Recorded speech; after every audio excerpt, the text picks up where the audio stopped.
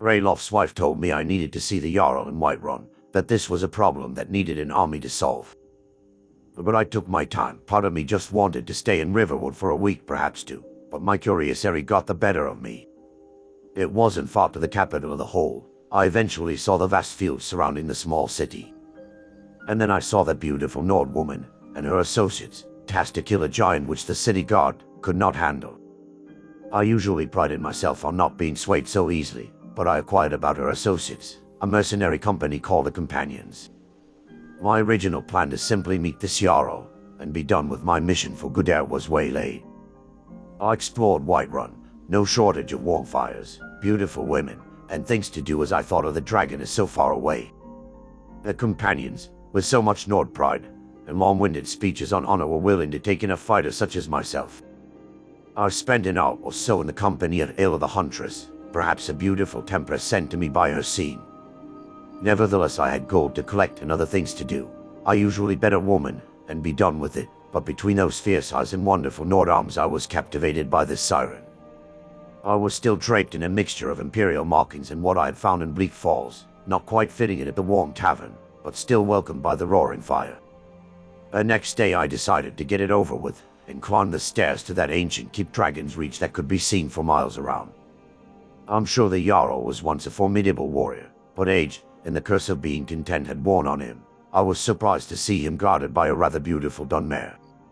I was also surprised that he took my business seriously, and soon I was in a council meeting of sorts, his court wizard apparently fancying himself as a scholar of many topics including dragons.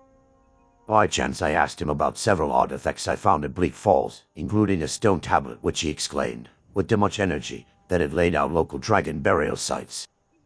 A dragon sighted nearby at the western watchtower, probably the most activity it had seen in a decade. My instinct was to flee, but a seed had been planted in my mind since Bleak Falls. I tried to tell myself it was my mere curiosity, but I realized it was something far more. I rushed out on foot, heading up a charge that defined heroes and fools.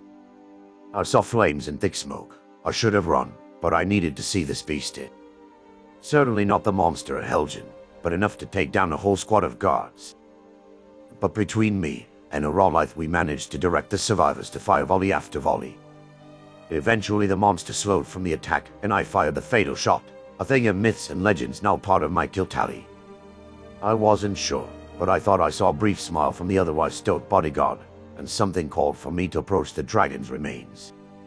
Even years later, I can't completely describe what happened or how it felt. Flames but without heat, a burning wind, and somehow something in my mind knew what was happening. That voice from Bleak Falls roared again. And a new sense of power and understanding as the guards stood in shock and awe. They declared me Dragonborn.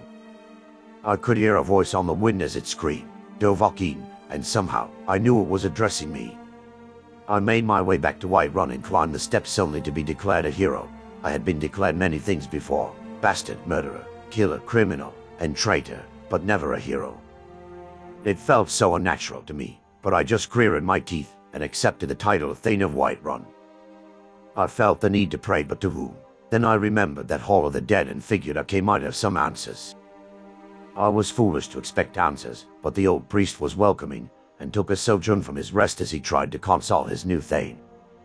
There was a rumor that I might find the Dread Father in Windhelm, and perhaps I'd even pay a visit to that upstart Jarl Ulfric Stormcloak.